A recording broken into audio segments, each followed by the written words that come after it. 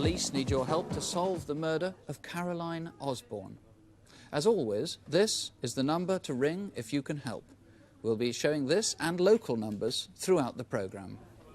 At the time of her death, Caroline was 33 and running a successful small business near Leicester. It's now almost exactly a year since she was killed, but still the police don't know certain crucial details of her life or about what happened. What follows now is a reconstruction based on the evidence there is of Caroline's last hours. At 6 o'clock on the evening of Friday, July the 29th last year, Caroline Osborne had finished work and returned home to 107 Danvers Road off the Narborough Road in Leicester.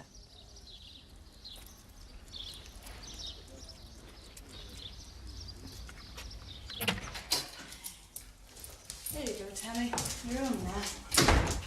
Caroline ran a small business, clipping and grooming dogs.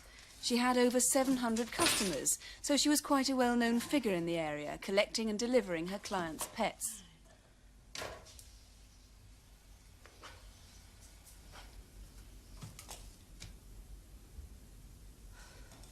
Don't worry, Tammy. We'll go for a walk soon, yeah? Yeah. There you go. People who knew her say she was a quiet person, and there was really only one subject she loved to talk about, and that was dogs. Caroline loved all animals. She'd had the holiday of a lifetime in November in 1982. These snaps were taken on safari in Kenya with her friend. Caroline enjoyed the country so much that she decided she wanted to live there. So, shortly after returning home, she advertised her house and business for sale. And then, without telling anyone, took herself to a local aero club and started a course of flying lessons. She felt that Kenya was a place where she'd need to be able to fly. It was about 6:30 when a neighbour saw Caroline setting off from the back of the shop to exercise 2 dogs. An eyewitness reports seeing her minutes later taking the path towards Aylstone Meadows, her usual route for walking her black Labrador and her neighbour's white dog, Tammy. And here was the last definite sighting of Caroline Osborne.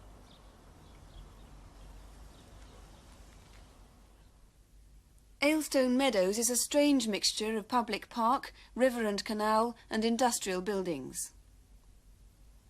It's a popular area for local children to play on, and there's a busy section of the Grand Union Canal with its locks and towpath.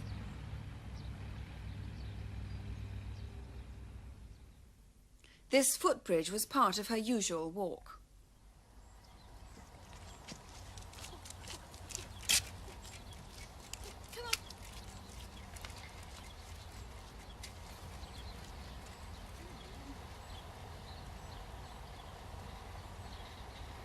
But there are some aspects of Caroline's life and business which still puzzle the police. For example, her van was a white Ford Escort. But more than 80 different witnesses recall seeing Caroline using a blue van to collect and deliver dogs at customers' houses and to take dogs for walks at a nearby park. The van didn't belong to Caroline, the precise make is not known, and neither the van nor its owner have ever been traced.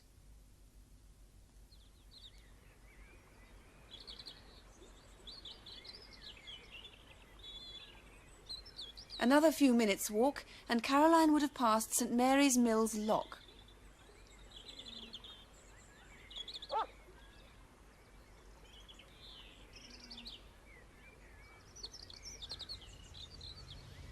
She was a private sort of person. There were some men in her life who even her closest friends didn't know. Some the police haven't yet traced. In March 1983, one of Caroline's customers collecting her dog from the shop saw someone else there.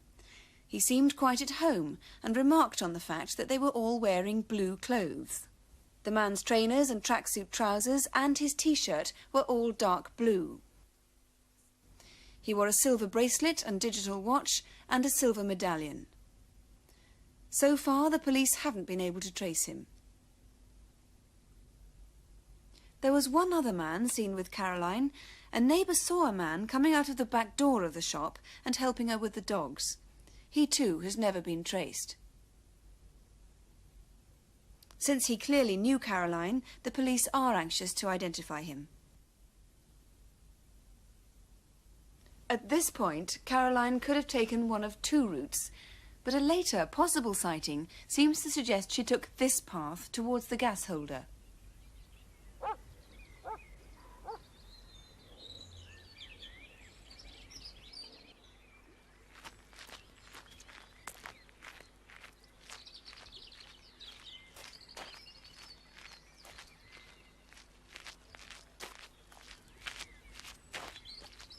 Beyond this corner and from the other side of the canal, another witness caught a glimpse of someone, possibly Caroline, with a man running after her.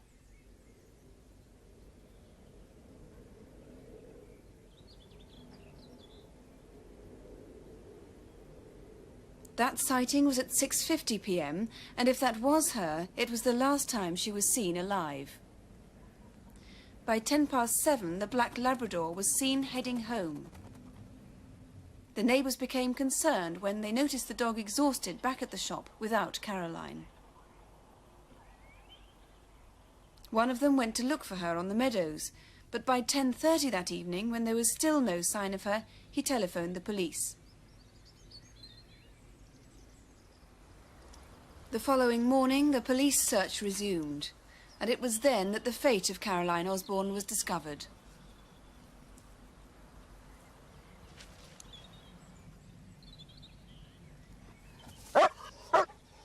All night, the neighbour's white dog had been guarding her body.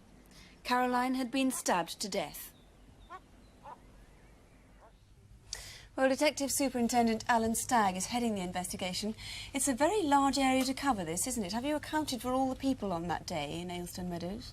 No, unfortunately we haven't. We have got 500 people sighted down there that day, but we've still got 25 unidentified men alone that we haven't been able to trace. So you need them to come forward? Yes, we do. It is a very popular place at that time of the year, but we've still been unable to trace them. Anyone who saw anybody that day. What about those two men we saw?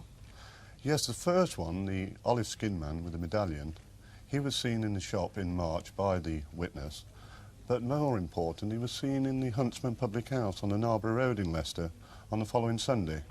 And obviously he appeared to be local, so he's not come forward and we're anxious to trace him. And what about the other man?